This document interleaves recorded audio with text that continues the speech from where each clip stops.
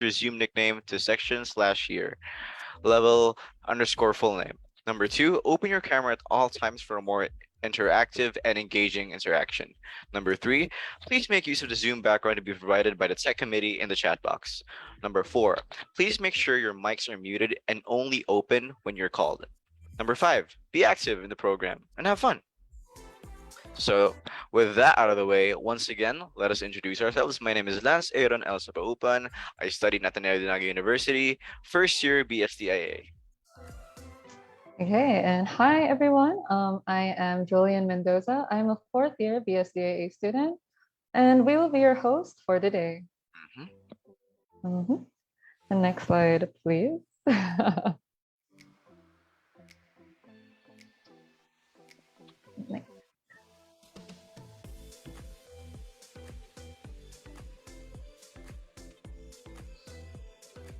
Next slide.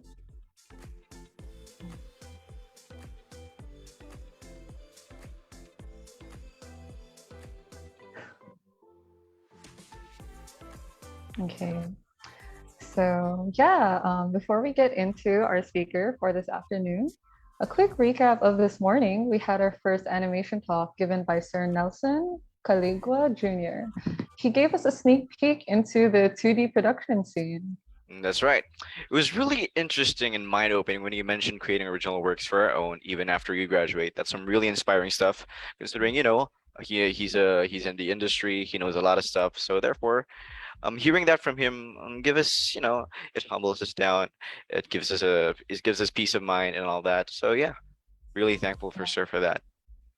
And it's super cool that he reminded us to remember the passion that we have for creating our own works, even when we're done with school. So yeah, let's not delay this anymore. Let's move on to our next speaker for today. So our speaker has a degree in computer science and specializes in character/creature effects. He has worked in several studios such as Omation, SCEA, Sony Game Branch, Blizzard, Blur, Industrial Light and Magic, Scanline Effects, Digital Domain, and Access Studio. As for his hobbies, Sir Dylan likes to surf and play video games. He plans to someday open a teaching studio in the Philippines. So by this, kids can work and learn from the studio, then go off to bigger places. With his talk, How to Get into CFX, let us all welcome Sir Dylan Liu. Hello, everyone. Thank you for having me here. Good afternoon, sir. It's a real honor to be here, and I'm excited to share this presentation with everyone. So, you guys able? I'm gonna go ahead and share my screen. And you guys can see the slide, yeah? So a little bit about myself. My name is Dylan, and I'm working remotely as a CFX lead at Access Animation Studio. I've been in the industry for almost 20 years. I have worked in various projects and studios. Instead of listing all the works I've done, I thought maybe it's best I just show it to you instead.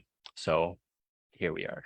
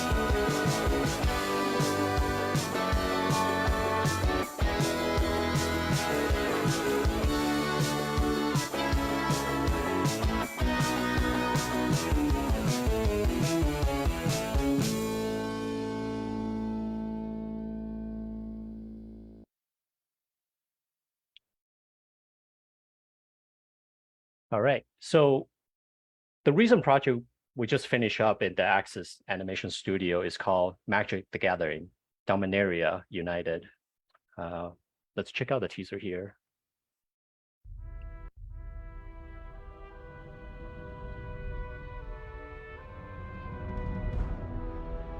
It is time for Dominaria to finally become whole. I will stitch perfection into the flesh of this land.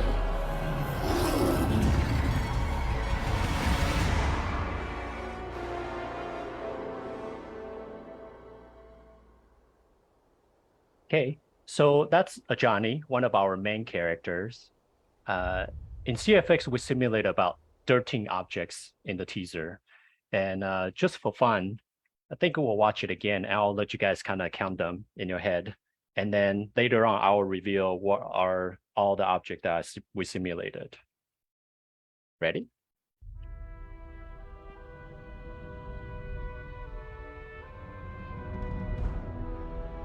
It is time for Dominaria to finally become whole.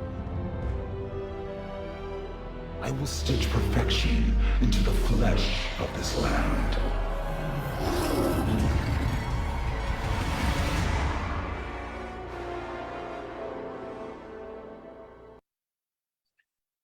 Okay, so what is CFX? CFX actually stand for character effects or creature effects. The obvious one to think of are the shirts and the pants on a person. I'm going to show some of the example below. Some I have worked on and some I have not. This is merely a demonstration purpose. So here we are, we're gonna have Hulk and She-Hulk with their clothes simulated. This is a multi-year journey you're about to embark on. Yes! Yeah. Who's your best friend? Nikki. Spandex. Spandex is your best friend. And of course, here on the character.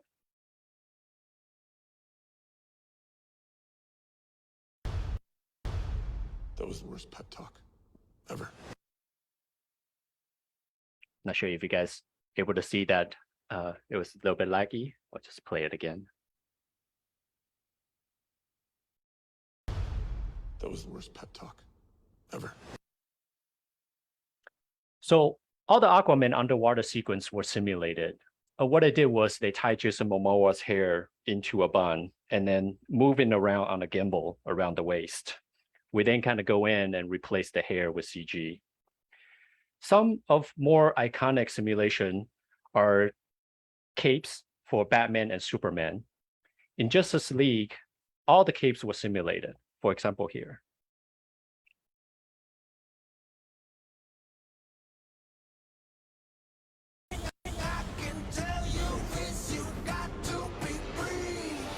My turn.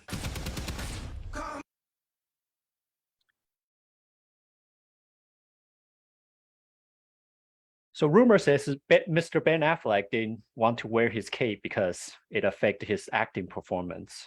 So take what you will with that information, but all his cape was simulated in this movie. Then here is the Superman cape.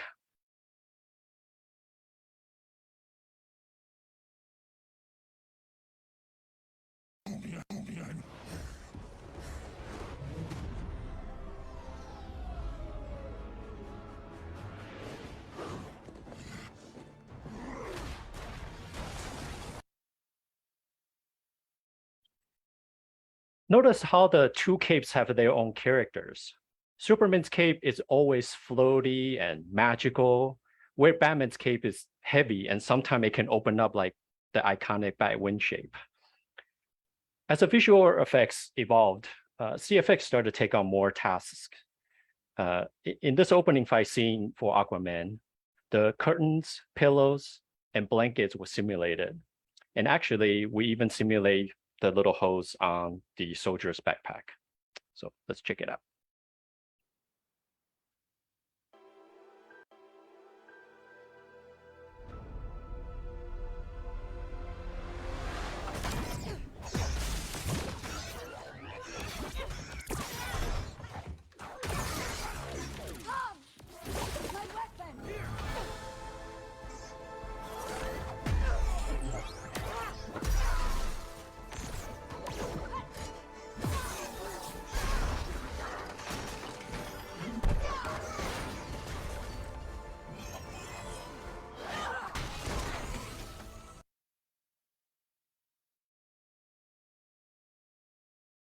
In Godzilla versus Kong, we also simulate the chains that will curve onto Kong.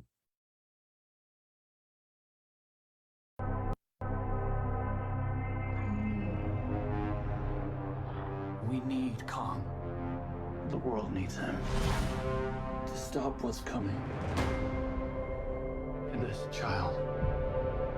She's the only one he'll communicate with. I knew that they had a bond. She had nowhere to go, so I made a promise to protect her. And I think that in some way,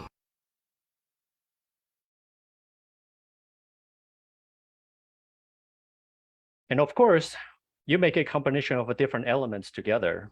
Here, we're looking at the war elephants in Lord of the Rings. All the cloth, ropes, builds were simulated. And this is one of my favorite shots, even to this day.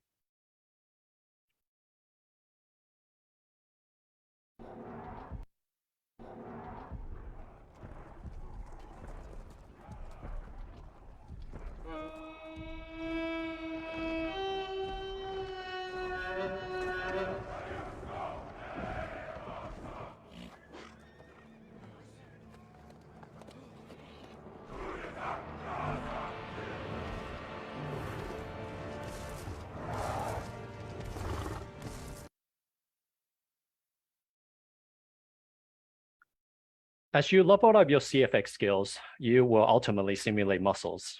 In Godzilla versus Kong, both creatures were set up for muscle simulation. You can really see it when Godzilla throat jiggles. For Kong, it's a little bit more work as we have to simulate the hair afterwards. Hair tend to mask muscle simulations, so it may not be as obvious, but you can still see it here in the very end where Kong punches Godzilla. it's Godzilla.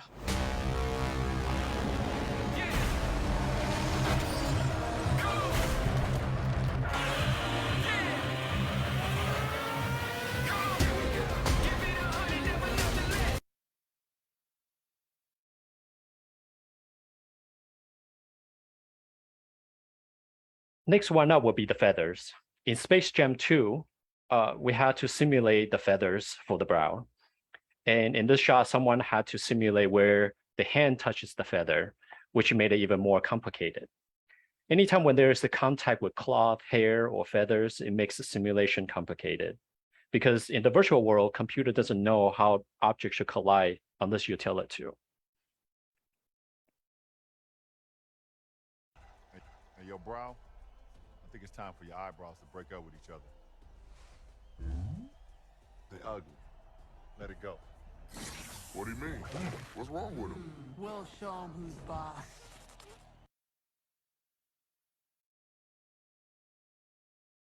Okay, one last one, and this is also one of my favorites. I challenge Davy Jones.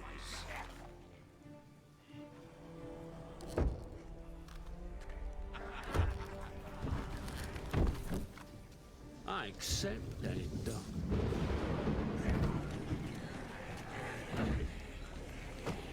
I wager everything I have. I only bet on what's dearest to a man's heart. Else there's no way to tell if he's bluffing. What a man is willing to risk, or not to risk, that's a measure of his soul.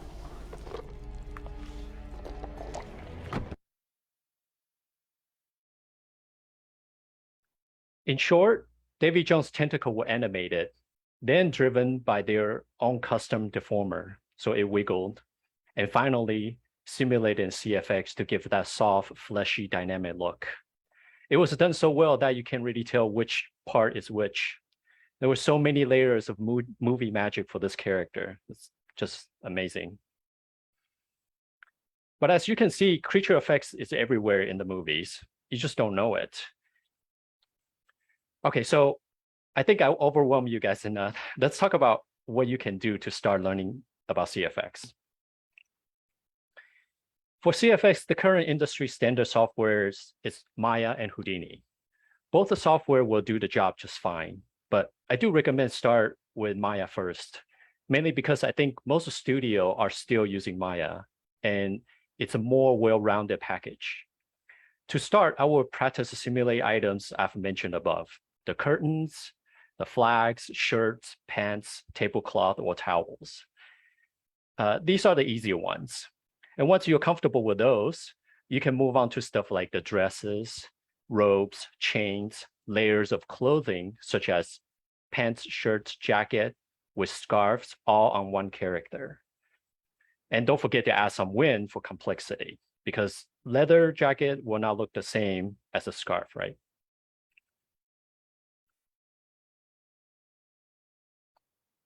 I think the best practice is simply looking at everyday items and asking, can I simulate that?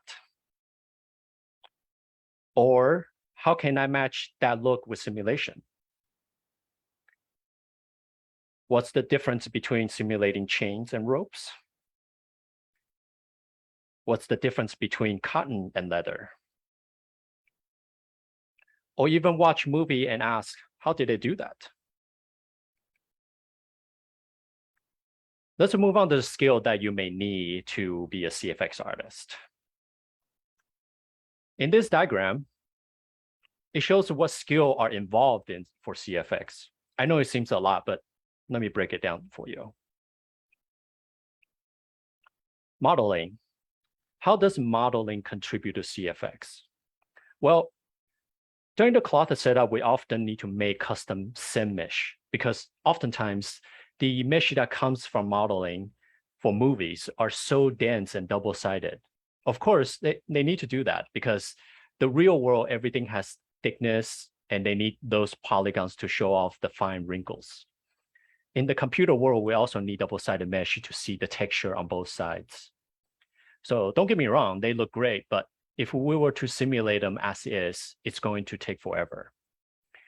So this involves remodel or retopologize the mesh. An artist with a modeling skill could knock this out in a day. For everyone else, it may take a few days.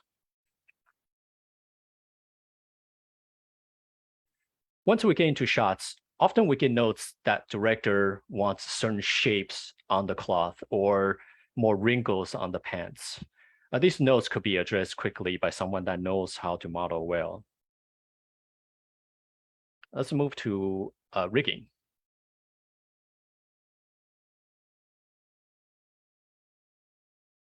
So riggers are usually logical and technical artists. They have the knowledge of how to set up character or props for animators. And the discipline often requires them to have a scripting skills. Setup for CFX can be similar to setup animation. There are constraints, pinpoints, scripting tools for repetitive tasks, which is something that we do all the time in CFX. Rigger also require understand deformation and functionalities. So when it comes to muscles and feather setup, these guys are usually the ones that has better grasp on what it needs and how it should work.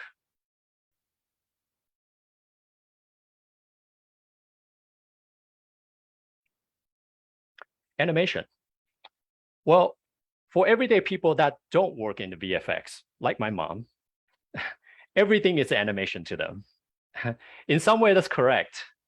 We often call CFX a secondary animation, meaning these motions are not directly animated by hand. They're simulated based on object movements, therefore secondary animation.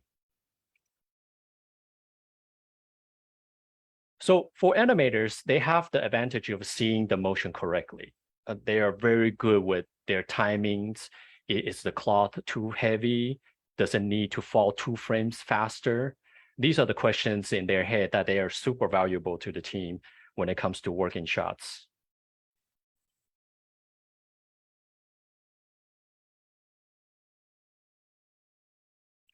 Let's move on to effects guys.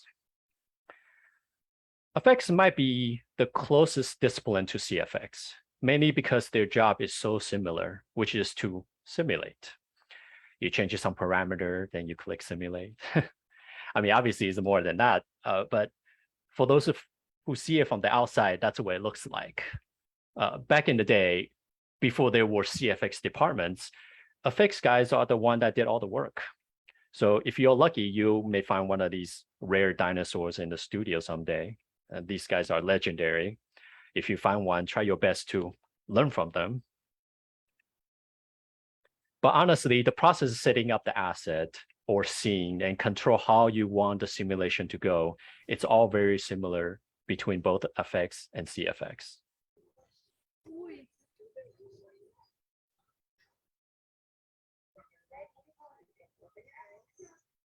Let's talk about grooming.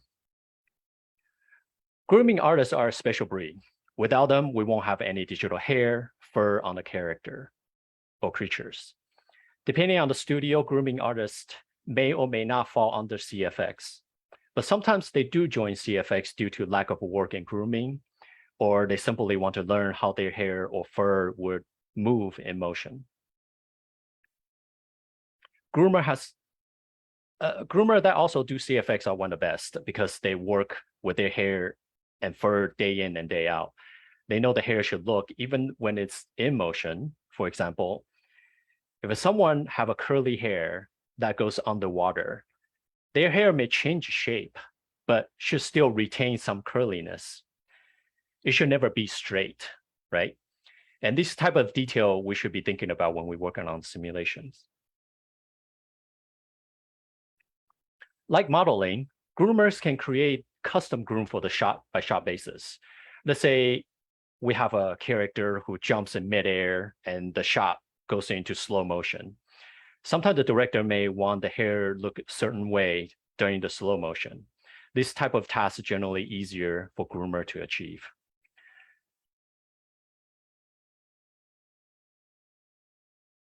Obviously, every discipline above can be mastered. Once you do, you can easily get a job for that discipline. But to master CFX, I don't want to say it's impossible, but it certainly is very difficult as much as all the discipline is involved. One thing I would like to think about is, in medical field, doctor tends to say, I practice medicine when you ask them about their professions. They say that because medicine and procedural changes all the time and requires constant practice. And I think the same with CFX, even VFX in general. There's always something to learn, something to master, and ways to make things better and faster. Now, obviously, you don't need all these skills in order to get hired, but every bit of it makes you a better CFX artist and increase your rate to get hired. And better yet, you can ask for a higher salary. I found an interesting image of the 3D production pipeline diagram online. This is actually very interesting. But knowing what you know now, where do you think we should place the CFX department? I would say somewhere around here. It's like they know. They save the extra space for me there.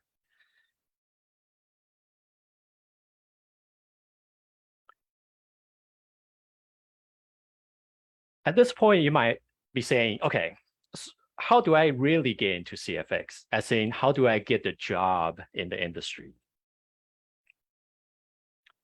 Well, the first important item is the demo reel. Since you are an Ateneo student, I believe the school has explained to you how to make a demo reel. But what I can suggest is to try to have a different types of a simulation for CFX, just like I mentioned previously. But when you run into problems, be sure to write them down. What problems you run into, how did you solve it? Save this Q&A later for the interview, because the interviewer might ask, what was the hardest thing you did in simulation? And how did you solve it? By then, you will have the answer for that, and it shows that you are good at problem solving. In addition, don't forget to constantly update your demo reel. Whenever a project you worked on released officially, whether it's on social media or in theaters, block out some time and put your shots into your reel.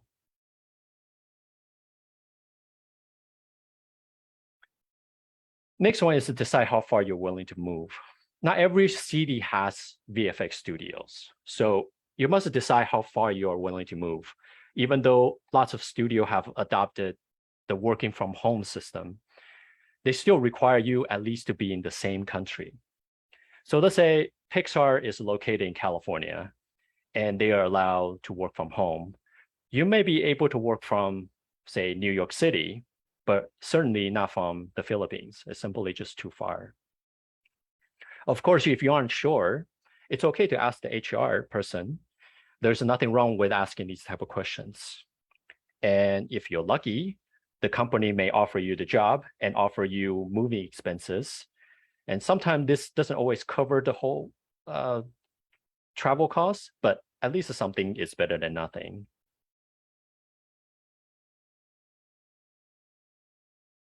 Next one is to apply as many studios as possible and often.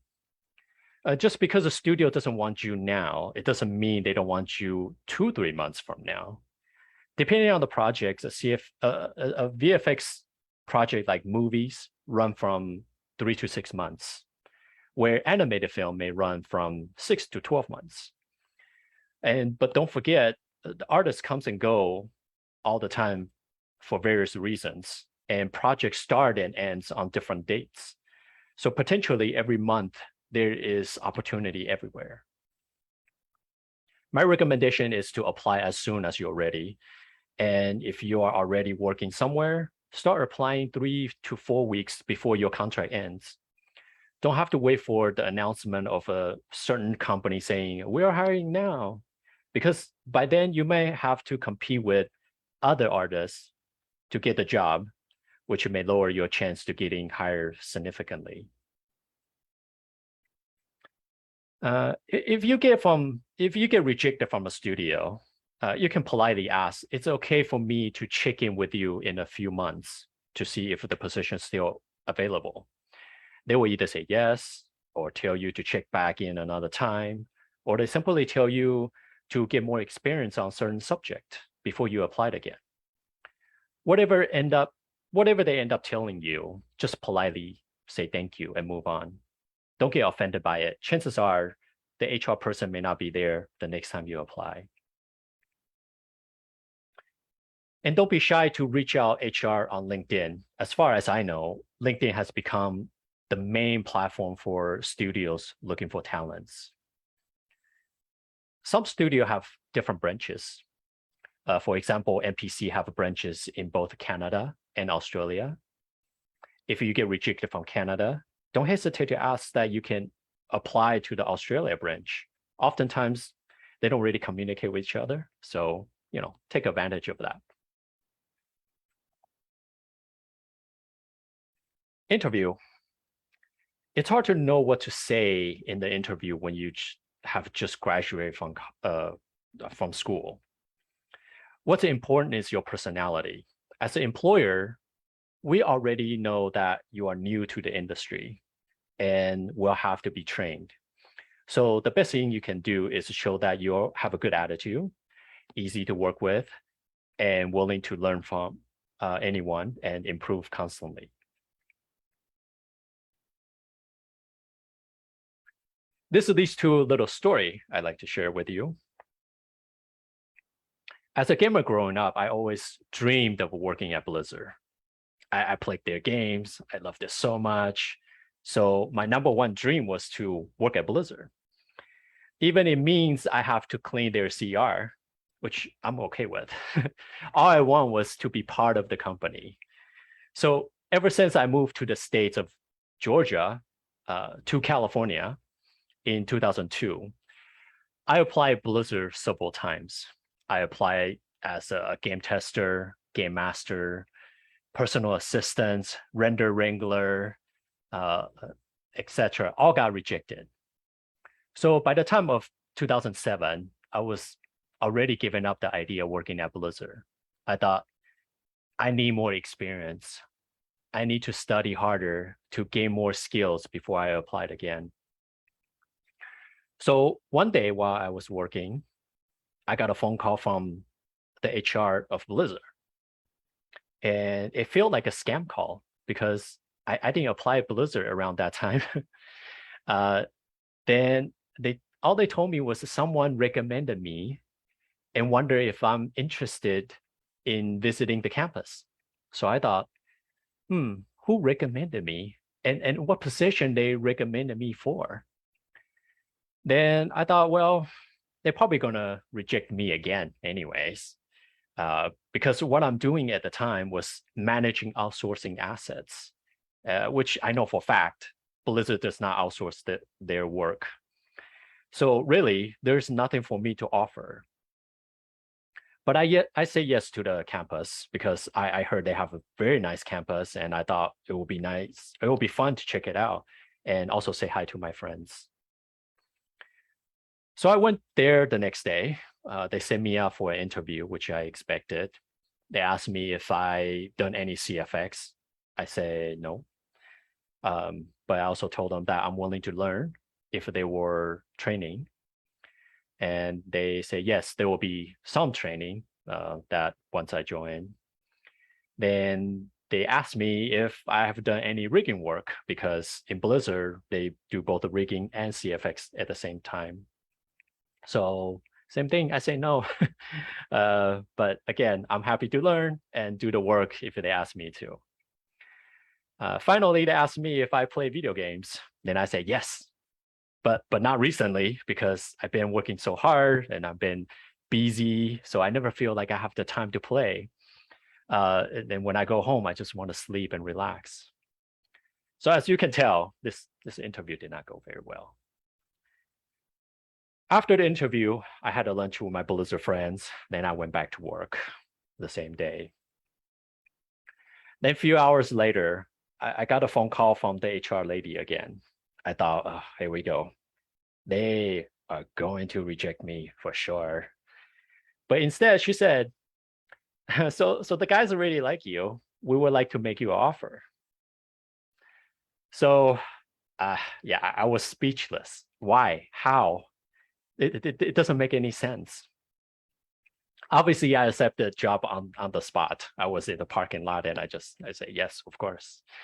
I didn't even know how much they were going to pay me. but I didn't want to question it because I just want to say yes before they change their mind. So a week later, one of my closest friends told me he went for the interview at Blizzard as well for the same position, except he got rejected. And it was shocking to me because he graduated on top of his school. He went to a school called Full Sail in Florida. And he studied effects. He has done CFX work for a few years by this point. So on paper, he was more qualified than I am, more experienced as well. But apparently, all of our Blizzard friends voted for me because they liked me more. Ever since I studied so hard in CFX because I knew it was pure luck I got into Blizzard, and it would not happen again if I got laid off and have to start looking for a job again.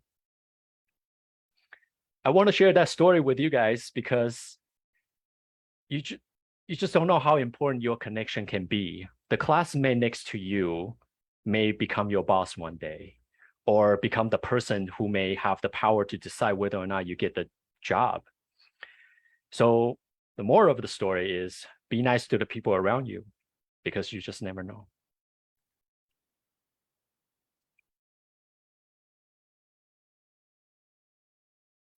So that will conclude my presentation here today. I hope it was interesting and helpful to you. If you haven't fallen asleep already, I wish you the best to every single one of you, and I can't wait to see what you guys end up working on. Before we do the Q&A, let me show you what we did on Magic the Gathering, as we talked about earlier. So these are the items we end up simulating. The axe has fur. They have tassels everywhere. They also have these teeth that connects to the axe. And so, yeah, we end up simulate all these and the braids, necklace as well. They didn't move too much, so you might not be able to tell. But if you can tell, that's actually good for us because in CFX, it's all about subtlety. our job is to make sure our work is so well done that it does not stand out or distract anyone.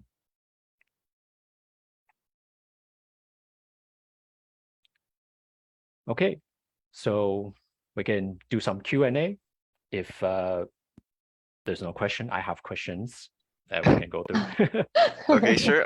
First of all, that was awesome. I don't even have the words to explain it. Since as a dude who plays games myself, there's always the attention to detail.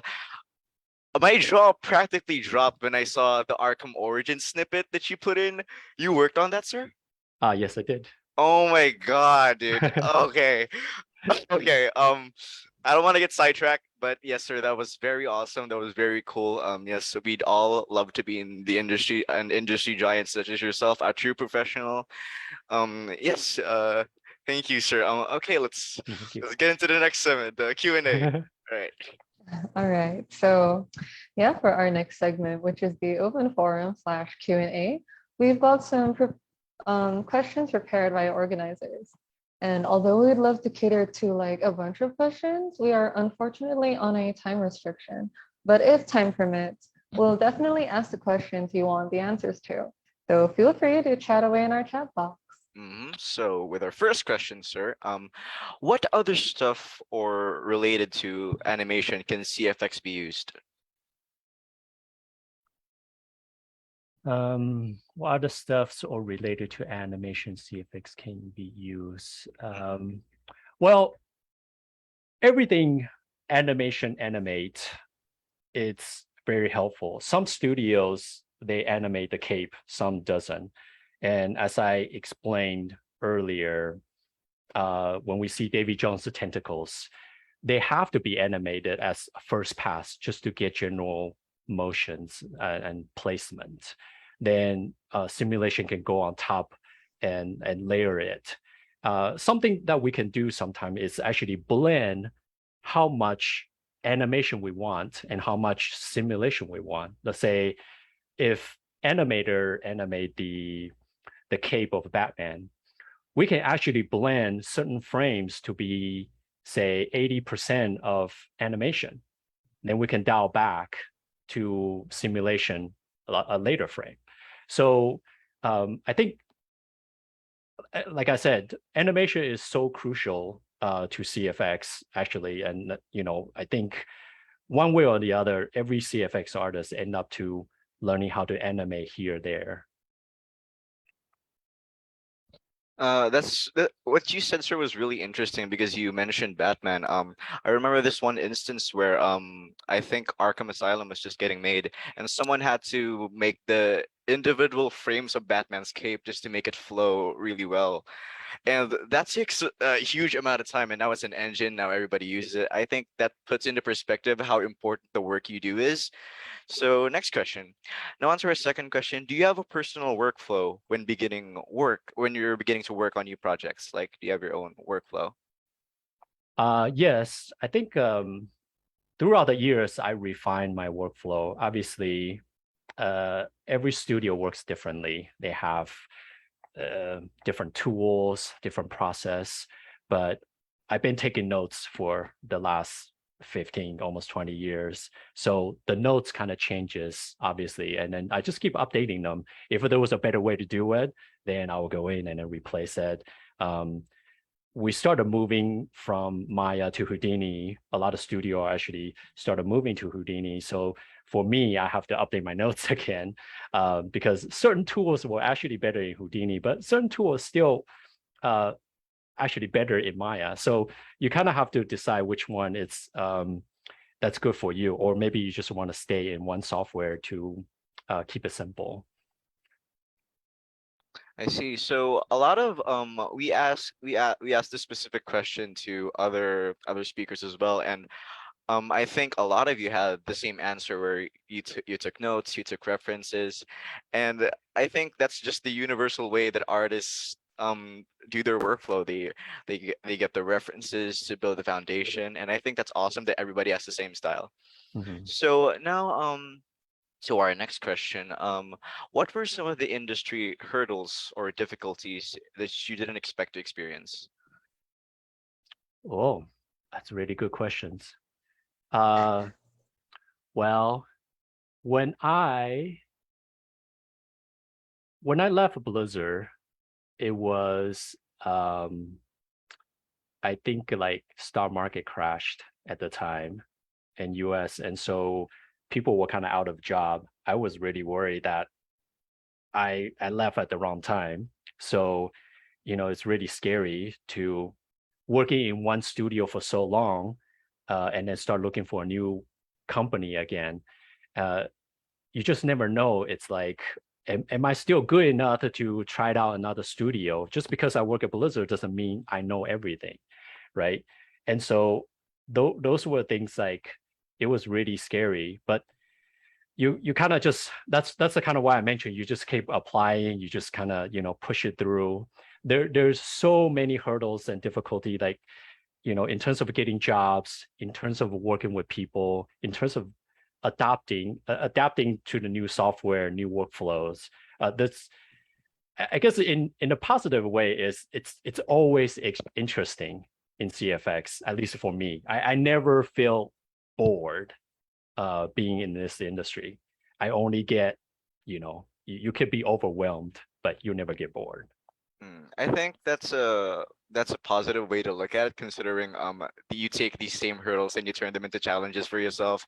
Then Mm. you eventually get better from these challenges, and I think that's a really good mindset for you to have, sir.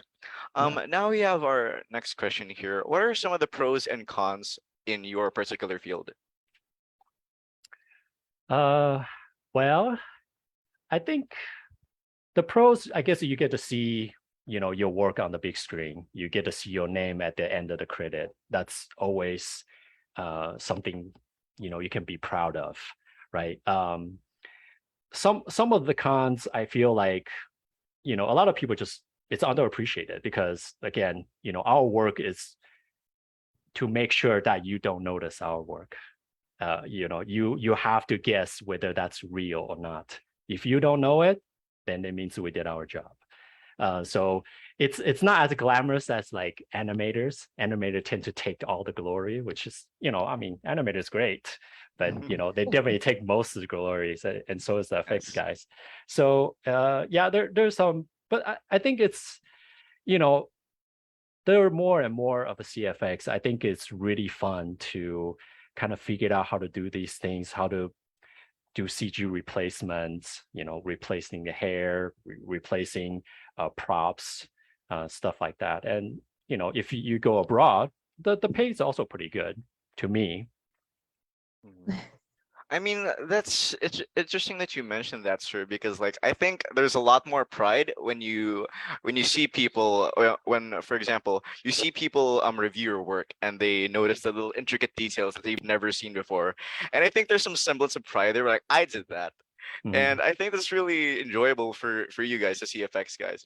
Considering when you just look at a certain cutscene, of course you praise the animation, you praise all these other assets, but when you see the little intricate details, the stuff sprinkled in there, the little nods to other stuff, like that's amazing. It's always fun to see that. Yeah. And I think we have you guys to thank for that. So on to our Mhm. final question, prepared by the organizers. Do you have any inspiring words or advice for students considering a career in your field? Mm, well, I just don't give up. I think someone told me in my first job, my brother and I made up with our coworker. Actually, it was he's an effects guy who's been in the industry for a long time. He told us that fifth year will be your year for breakout. And we just thought, we were young back then. We're like, okay, whatever, the C, because it was hard. Then, obviously it's like the first 5 years, it was just tough. Like, I will get a job and I will be out of job for like few months, and I will, you started thinking like maybe you should go back to your regular job and go back to the restaurants and stuff like that. So it can be difficult, but afterwards you started grinding, and then you get more work, fifth year was actually my breakout year. That was the year I got hired at Blizzard. And that was the same year my brother got hired at the Mill, which was both our dream company to work at. So I think for me, I would just say that if you aren't as lucky, because I seen some students, their first year is at Blizzard or their first year is at Bungie, whatever, these ILM big studios. And I feel so jealous. I'm just like, oh my God, I wish my first year was here. But, if you're not so lucky, it's okay. Because I think sometimes you get to enjoy the people you work with. And sometimes it's actually more fun to work on, crappy movies, because I work on some and they're super fun. So yeah, I think, just don't give up. You just got to keep going. This is the work of passion. I mean, it's kind of like musicians. There's no way you're here for the money. If you want to be rich, this is not it. I see. I see. Thank you for that, sir, so much. I mean, like, you're right about a lot of things. About how when you're an aspiring musician or you're an aspiring artist, luck does play like a huge factor into it. And you see these other artists, these prodigies, these other musicians, like thinking to yourself, it should have been me. It should have been me there. Right. Like, it's frustrating, but at least we got the passion. Mhm. A lot of the other speakers said that as well. If you're gonna go pursue the industry, you gotta know that money isn't always there. It's gonna be hard to make money on your own, but at least you're gonna be happy doing what you do. That's And right. yeah, I think that's really respectable of you, sir. And like I really respect people like you who pursue their passions. And although they know that making money is somehow hard, like even you said yourself that like this isn't the way to go if you want to make money, and you're still doing Mhm. what you do, Mhm. and you're making a lot of people happy with your work. I think that's really cool. And so for the audience questions here, uh a lot with you having a computer science degree, what made you decide to work in the animation industry instead of pursuing IT related jobs like software engineering? Well, to be honest, I grew up in a small town, and the closest thing I always knew that I want to be in the game industry somehow. I just don't know what to take in school. So computer science was kind of what's available to me at the time, because I met someone, and also internet just came out at the time. So I also read that to be a game designer, you need to learn how to program. So I went on 1 year of college to study of computer science, and I realized, oh my God, I do not like programming. It just it's just too complicated to me. I'm more the artist than a technical person. So I actually did not finish the school for that, but you know, I kind of just keep my goal straight. I just always think about like I want to be in the game. I started my career as a game tester. That requires zero background of any degrees or skills, and then you kind of learn like, well, how else I can get in. You started meeting people, then you started learning at home. It's really nice that uh, software like Houdini let you download educational version that you can try it out, and then you can make your demo reel out of that. So I think one thing leads to another. It just happened. It wasn't always this way. I can tell you in the beginning, I started as films. When you look at my resume, I was in the movie industry before I got back into the games. So, even though I work at Blizzard, it was on the cinematic team. So we're on the art side. So for me, again, I was just happy to be there. And even though I think I just didn't know what I want. But as the time goes by, I just enjoyed it working. I was like, oh, this is cool. I'm learning this. I'm learning that. I'm learning new tricks. And you could keep going. And next thing you know, you're like, oh wow, it's been 15 years. And here we are. Yeah, time surely does fly by when you're enjoying what you're doing. Yes. This question comes from me personally, sir. I'm gonna assume that in your whole 20 years of doing all of this, that you've taken some freelancing work. Mhm. So, my question is, what do you think about since like, of course, artists are very there's loads of artists in the world and loads of artists that are very talented, they're very skilled, and so those same artists are like undervaluing their art if they're doing commissions. And of course, some of them, like a lot of them, makes me sad when they undervalue their art. So what do you have to say for that, sir? Like, what do you what's your take on the fact that artists undervalue their art just because of the fact that they're scared to raise their prices up or something? Yeah, that's a tough one. Obviously, this is kind of more supply and demand Hmm. situation, right? So it kind of depending on the time, whether the studio really needs you or they're willing to go with someone cheaper. Uh, Sadly, the industry kind of rather go cheap than quality, but I think that goes depending on the phases. There are times they will scale back as I know for this movie we need to go for quality. And so, you can look at something like Lion King, which won Oscar, or the upcoming, let's say, Avatar. Those gonna I can bet you those studios will pay the big dollar for someone has really high skills.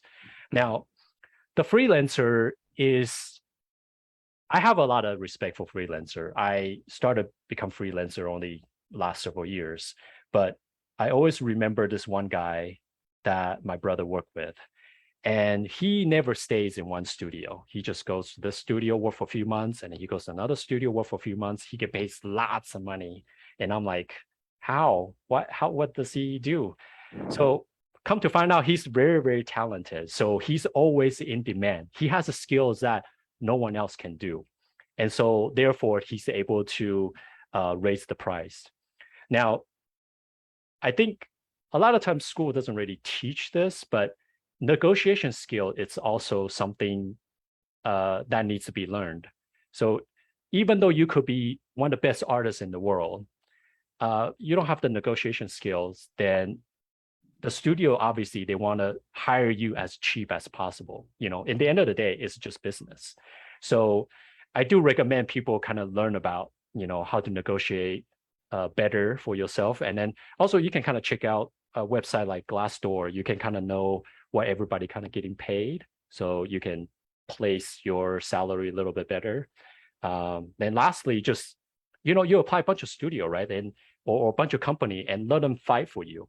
So let's say Studio A, you apply, Wow. they're looking for you, and Studio B also wants you, and you just let them know, I'm sorry, the Studio A wants me for this amount, and Oh wow. you know, then so make yourself be, I guess, just be available and be the one that they really want. Be the top 5%. Mm, that's a really good answer, sir, considering I think the real answer to artists undervaluing themselves is just like be confident in your art and like know if you want to price something this high for your art and do it.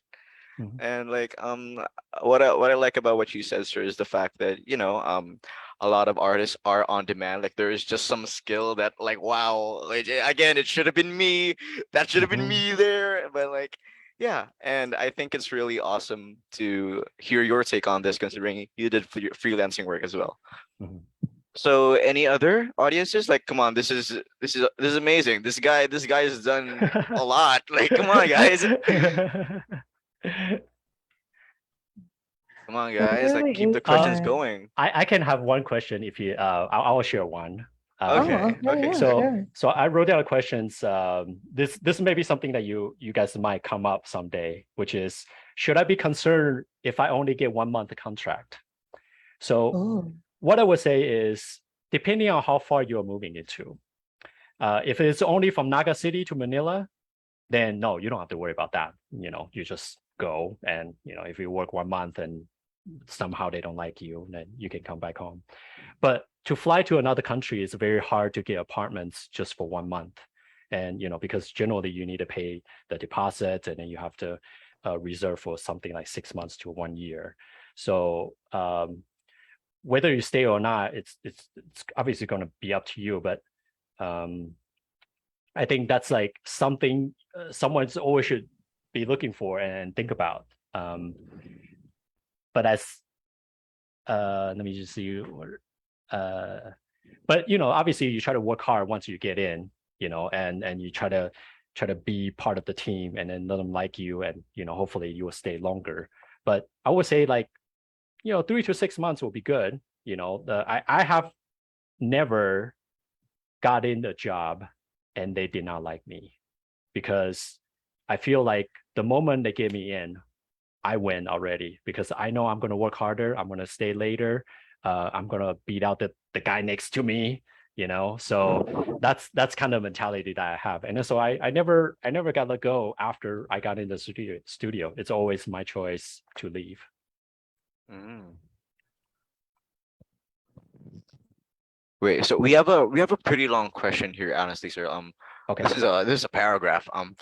Is it advisable to shoot your shot for companies overseas if ever presented the opportunity, or stick to finding a position in the Philippines to gain experience and practice first instead of planning on accepting or going anywhere outside the country?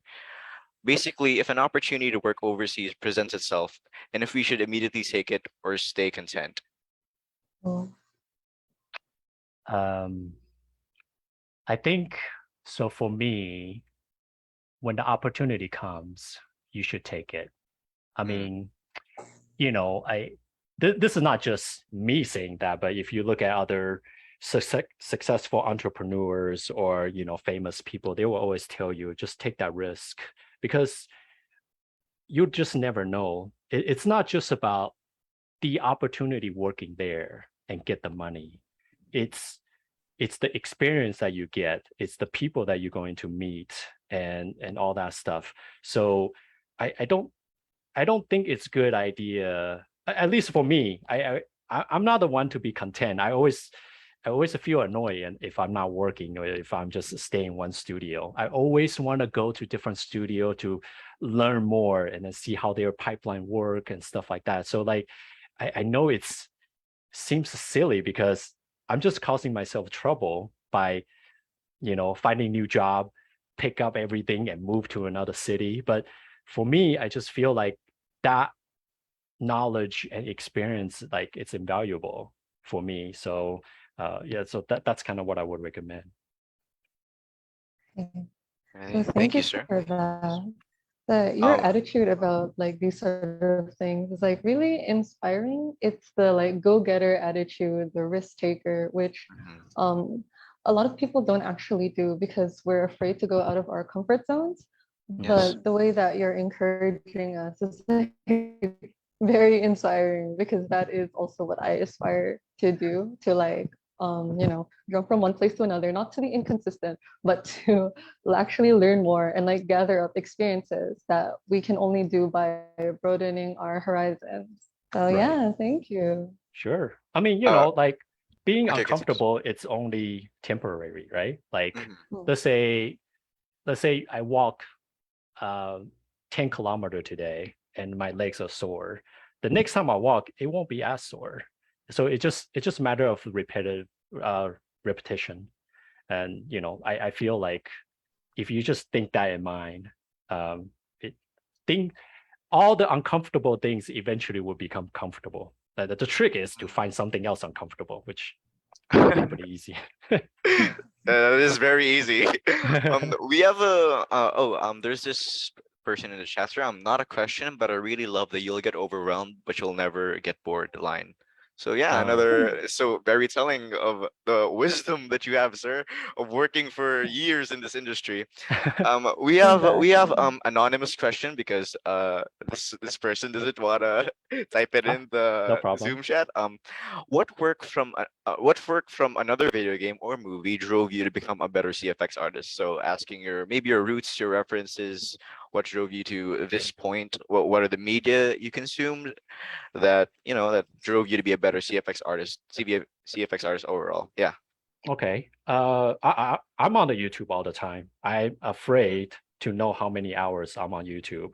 Uh, Obviously, I watch random stuff, but I also watch, CFX type of work. It's simply just that's not that many. So whenever there's a new thing, like let's say Houdini will have their launch update, then I watch the whole thing and then just to see, did they update anything for CFX?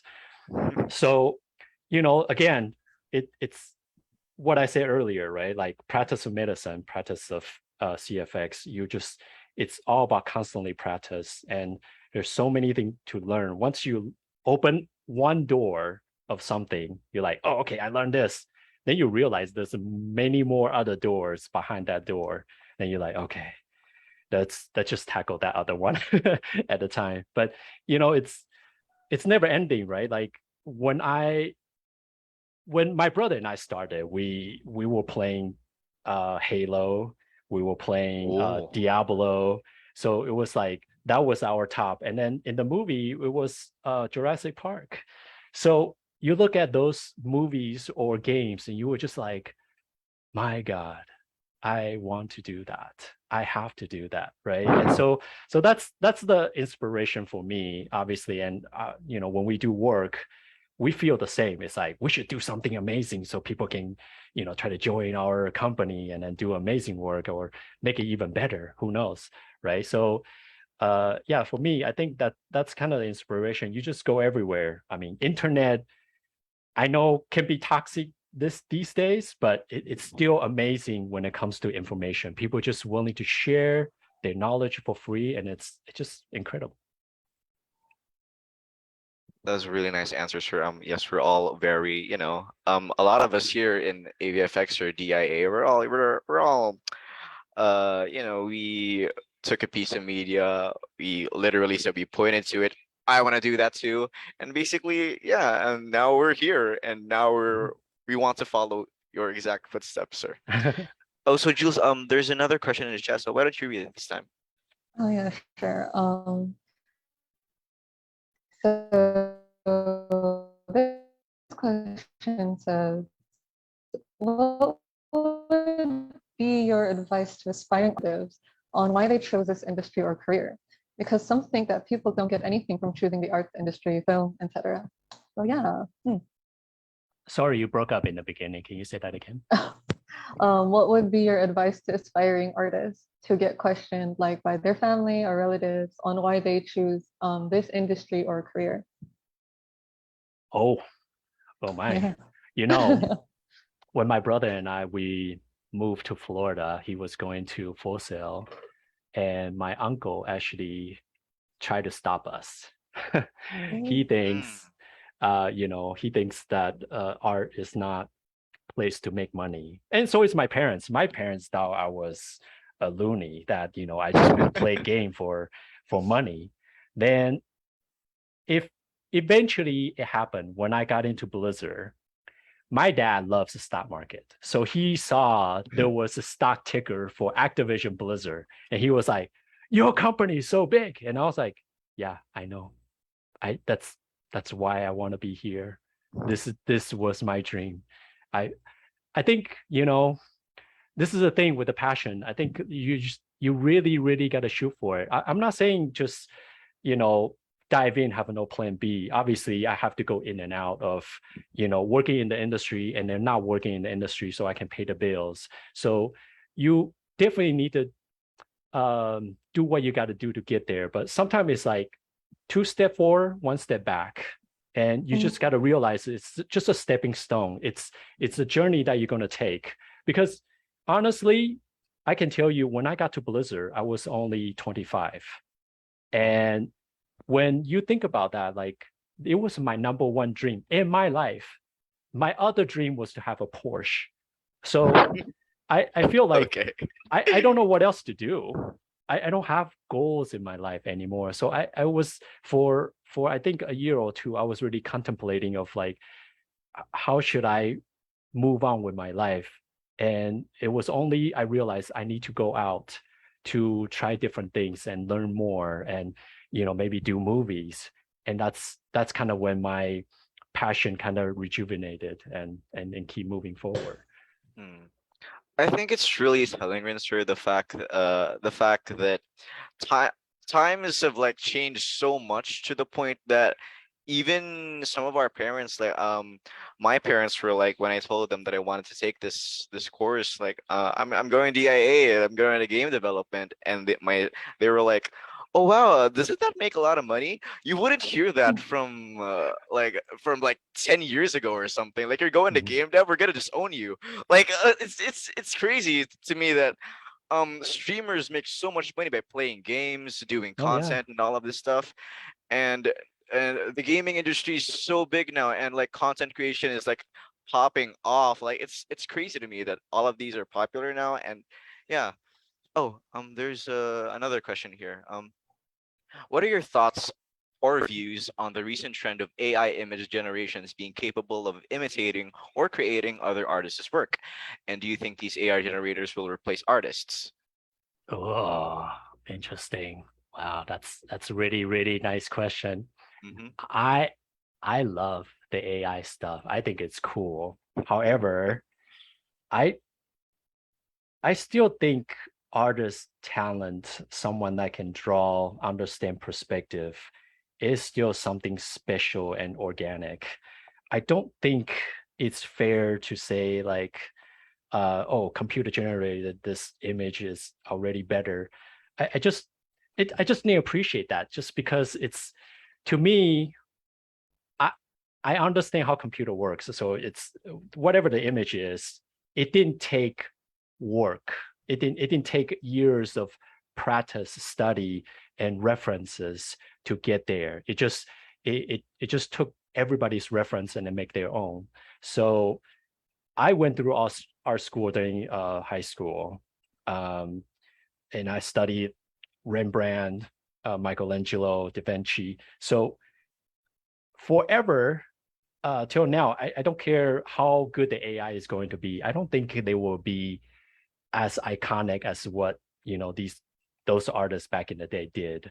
So I know it's tricky because obviously there's a time it happened for us in the industry. Animators used to be 2D, and then we move on to the 3D animation. Remember, Disney used to be 2D and then people draw them, and now we're animating in 3D, and that has to transition away, which is kind of sad, but that is what it is. Technology change, but you can also change, right? I think a lot of animator end up, taking their skills of the 12 principle of animation, the squash and stretch, the anticipation, stuff like that, and you apply that into the 3D animation. It's still helpful, and I don't think it will ever go away. Thank you for the answer, sir, because like it's intriguing because you were talking about AI generated art. And so my question here, he wants to strictly remain anonymous. Um what are your thoughts on NFTs? Oh, Oh. NFT is cool. I don't quite understand the artwork. Obviously, it's very valuable depending on when you look at it. It was very valuable probably last year, and now it's a lot less valuable. But I do like the idea where it's going. I believe someone kind of mentioned that maybe some days, let's say your artwork, you can put an NFT on it, and that will be forever yours in the world, and no one can copy it. And whoever did, they will have to pay you. And I think that's cool in terms of a copyright. And I think it's cool if, let's say, I bought a watch and it came with an NFT, which means I'm the only person that owns that watch. So stuff like that, I can get behind it. But currently, I do think it's very early, and I think probably people are just trying to figure it out. And artwork, music are kind of the first step. Try to kind of explore that feel, I think. Sorry, I was muted. That was a very objective answer, sir. So do we have any more questions just with sir? Come on, sir has like a vast like knowledge on like everything, dude. Come on, guys, this is your chance.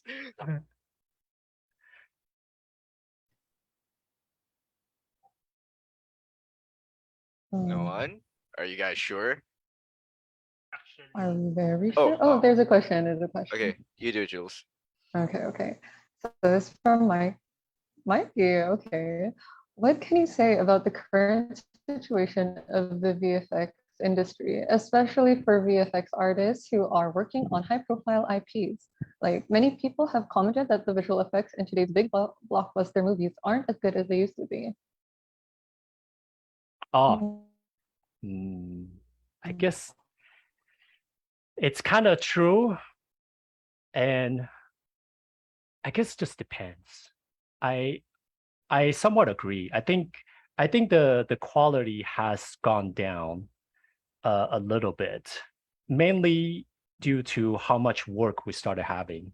If you look at some movie like the Avengers, it's probably 80% of just CG. The actor is barely there. I don't even know if Robert Downey Jr. is there half the time, because we just have the Iron Man suit. So I think it's too much work currently, and so obviously a lot of things kind of fall through the crack. However, I do have a theory. I don't know for sure. Studio like Weta, I feel they have a team A and team B, meaning the team A will be the one that does Planet of the Apes, the avatars, and the team Bs will do whatever the other movie the project they do. So I I do feel like once in a while you will see one of the movie, you're just like, oh my God, this is so incredible. They really spend the money, the time to develop some sort of software, and this movie looks better than anyone's movie for that year. So it's still there. It's just depending on like which studio trying to kind of push that boundary. For a while, I think Pixar was the one that really kind of pushed the boundary for a long time. And recent years, I think maybe NPC kind of did very good job with that. And I mean, we haven't seen Avatar yet, but my guess is they probably developing something incredible that we just gonna be, oh my God. Mm. Okay, so there's a question, sir, in the FB Live. What's your most memorable project or shot as a CFX artist? There are so many. Well, I think when I got to Blizzard and where you see Arthur's kind of point the sword when he raised the sword, that was just iconic to me. Yes, They give goated. me they give me that shot, and I just thought like, okay, I will do the shot. But looking back now, I was like, that shot it's in front of every cinematic like Blizzard ever sent out whenever they show the World of Warcraft. So that was very iconic. I think there are so many. We worked on Game of Thrones season 8, the final season finale. It ended up to getting the Emmy Award, and so that was a big achievement for us. We did the dragons and the hair replacement. We did flags in that show. So I'm very proud of. I was a lead at the time, so I was very proud of the team I had, and everyone worked hard to be there. But for me, I think in general, I don't look at the shows too much. Like I said, sometimes the show gets too hyped up and it become a difficult show because you get a very strict director or supervisor that's very nitpicky. And then when you work on something like the Ninja Turtles, you're just having fun because no one really gonna be picky about Ninja Turtles, So it's just different. But for me, it's like working with the people. Like that's what's memorable. Which team I had and who I end up become friends after I left the studio. Those are kind of important thing for me. Mhm. Sir, okay, wow, the questions are piling up now. I'm getting lots of anonymous questions now. Okay, what can you say about films or series darkening or dimming their films with CGI scenes? For example, that Nightfall episode from Game of Thrones and extra dim scenes from the latest Jurassic World. Is it being cost efficient or is it better to make films with creatures that way? Oh,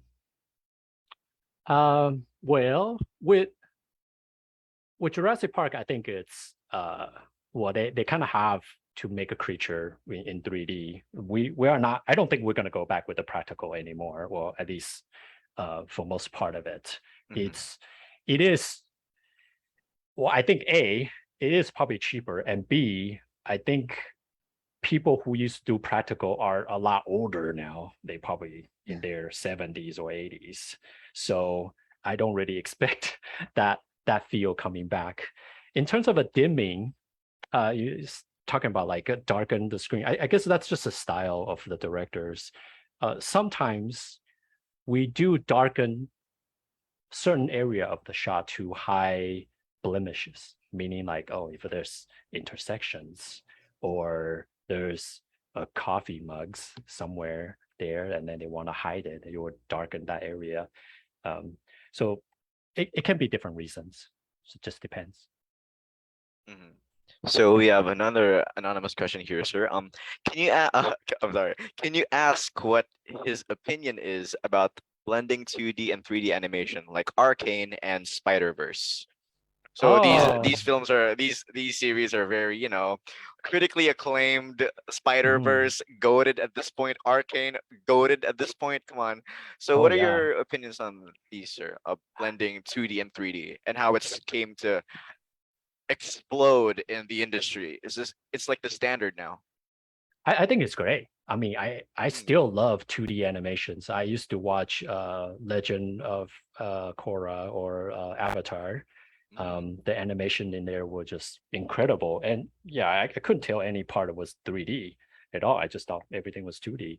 So the obviously the trick was just how they blend it, right? Like if was more interesting or easier to do in 3D, then go for it. But I'm sure when they want to do 2D, is you there are things you can do 2Ds that you can do in 3Ds. mm, Like how a character transforms. It's a lot easier to draw it than trying to morph a mesh into a different character.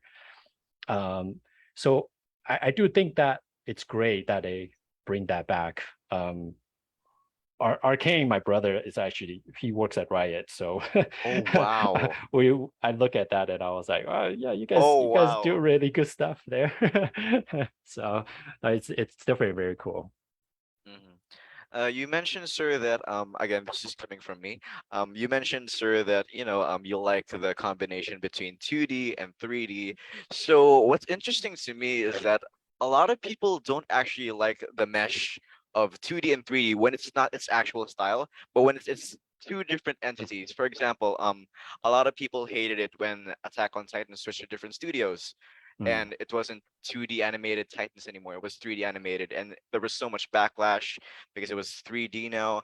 And it's interesting to me that when it's not its own style, where 2D and 3D aren't meshed, a lot of people think that it falls apart. So what do you think about this? Yeah, I mean, obviously that's kind of up to the director and the studios, right? Mm, Like if they're not coherent and merge well together, then yeah, it's just unfortunate. But as you can tell, it can work. It probably takes a lot more planning to, again, make it seem like a seamless integration. And, like I do think again, in my mind, because I knew how things are made, uh, drawing takes a long time, frame by frame, and so is the 3D work. There's a lot of process that you got to go through. When I watch these kind of thing, I just know it's like, my God, this is awesome, and you can feel it if they put a lot of time into it. You just know, like, wow, this animator really put a lot of time into animate this. Like maybe their finger is moving even though it's not in the center of the screen, stuff like that. So yeah, that could be good and bad, just like any other movie. It's just how they integrate it in and how it comes out in the end. mhm. So I think we're gonna move on to our last few questions because we're almost at 2:30. We've been talking to sir for almost an hour now, which is great. Sure. There is this one question, sir, in FB. What are your thoughts of Houdini Vellum's cloth solver, and will it ever replace Maya and a cloth as the industry standard? Very, very good question. Houdini Vellum is better than Maya. The the collision is better, the simulation is better, there's more tools in Houdini. However, as you saw my diagram, CFX isn't just about simulation. There are times we have to shot model, and shot model is a big part of working on shots. And to us, time is the essence. If director wants something, it's best that you do some sort of hack and modeling in the shot and push it out in within an hour instead of resimulating it.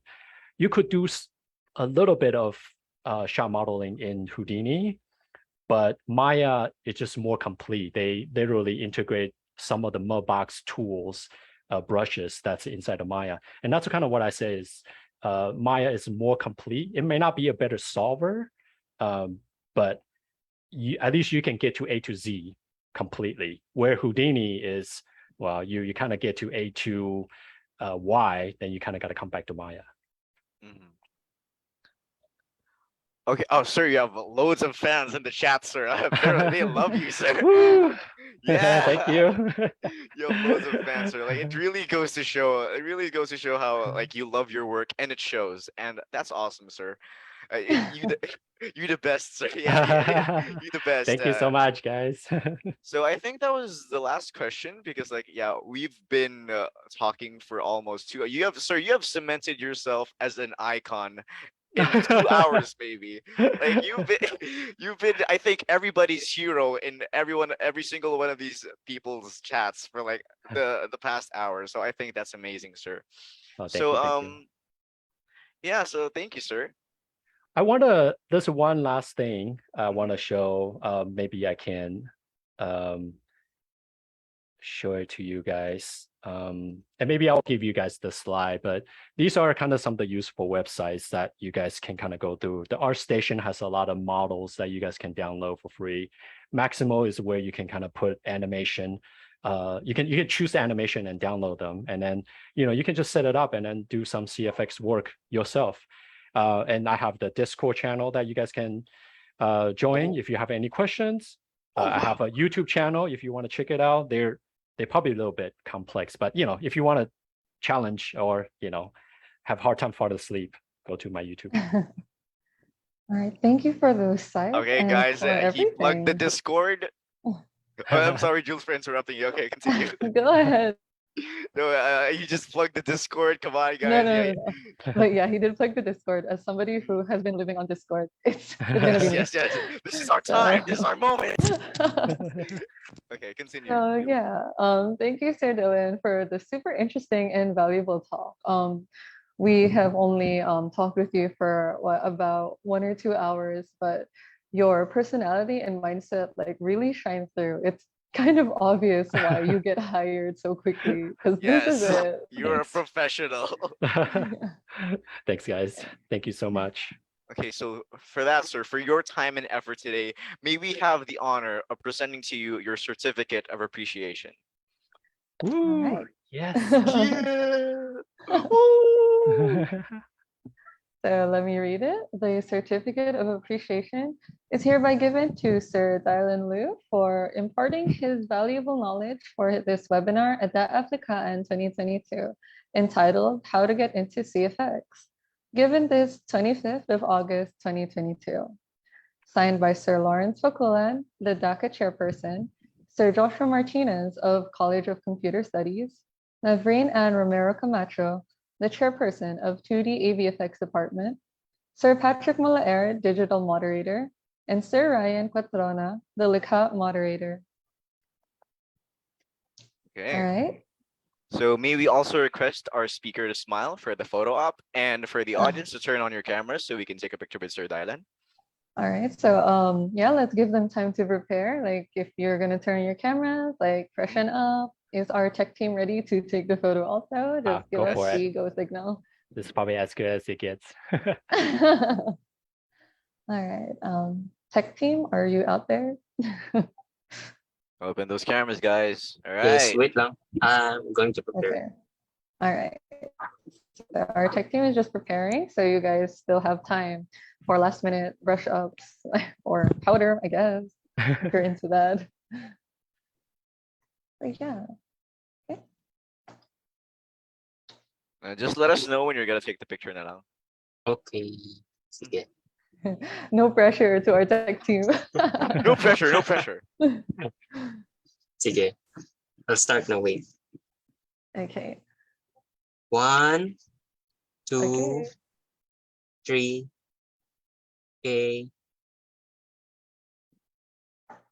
Okay. Next. Next. Okay. One more. Oh, sige. One more. 1, 2, 3. Okay. Okay. Next slide. Next Okay. slide. Oh, okay. Next Oh, slide. Okay. All right. 1, 2, 3. Okay na. Okay. All Yay, right. thank you Nice, so nice, nice. much. Okay, now, of course, we'd like to thank Sir Dylan for everything, the knowledge that he's shared upon us.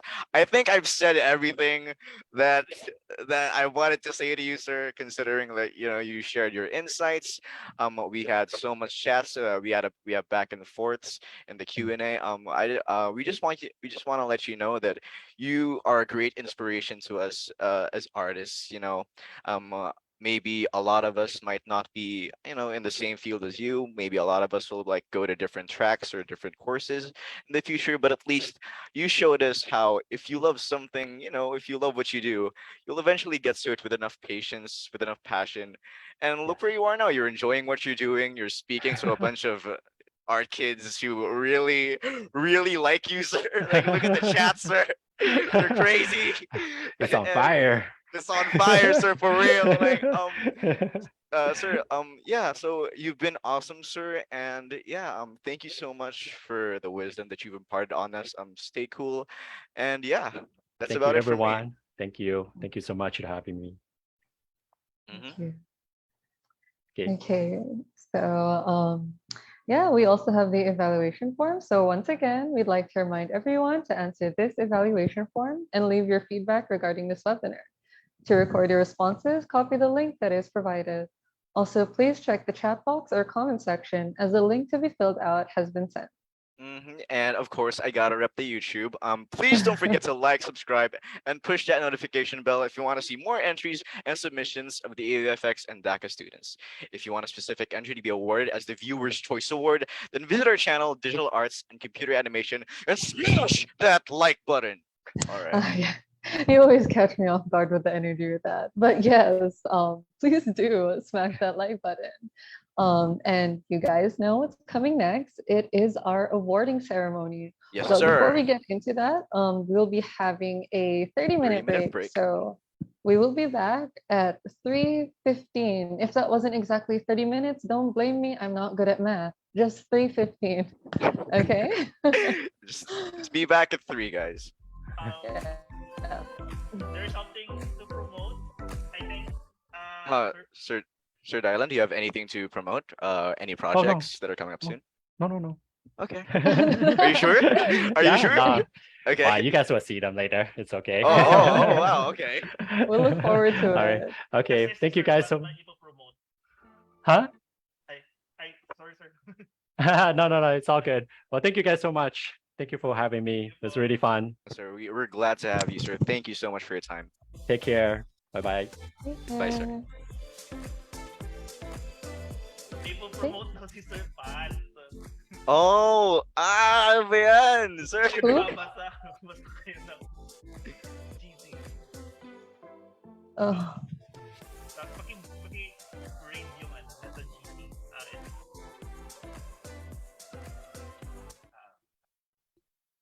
Okay, we have 30 minutes. 30 minutes. Yes, 30 minutes. So 3:15, 3:15. Okay, thank you. Okay. So see you all then. Bye, everyone. See you all Come then. back later. Balik kayo, ah.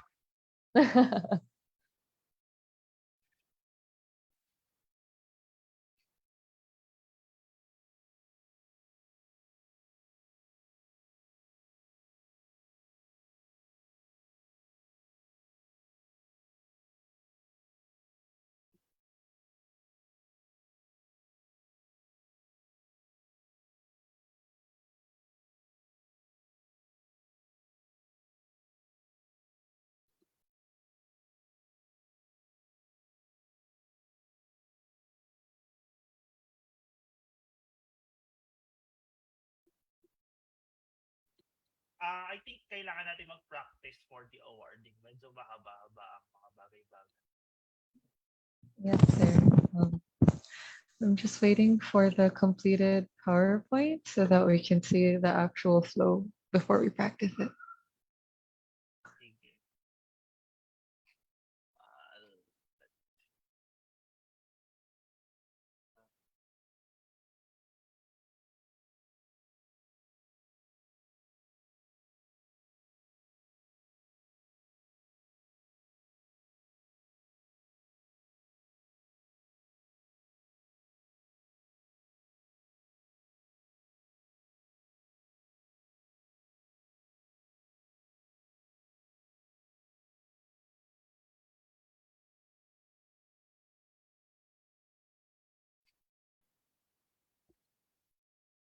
Yung sa senior high school ata complete na. Sir, medyo mahina po yung audio mo, sir. Hindi po na irinig masyado. Okay Ayan na? pa. Okay na pa. Ano, yung sa senior high school ata tapos na yung tawag natin dyan. Yung PowerPoint, yung slides. Kompleto na sila. If it's done, can they send it to the GC so we can see? I think dapat mag-join sila dito para sila ang mag. Oh, okay. They're gonna be the ones to announce for the senior high. The faculty actually, pero the subcategories ang mag-a-announce sila. Oo. Okay. So you can just pass it on to them. As for the college, Pero do mag-ano you pa rin also pass kayo? it on? Mag-host pa rin kayo syempre. Yes, sir. We're not going Oo. anywhere. Yes. Ano ba yan? Uwi na sana ako eh. Tatawagin nyo sila for the announcement. Okay. Sana nandun sila, sir. Saan? Yung mga awardan. Saan nandito? Ay, nandito. Okay, that's good. Nandito naman yung iba. Oh. Kaya nga dapat wala. Sir, sir, we're still live po.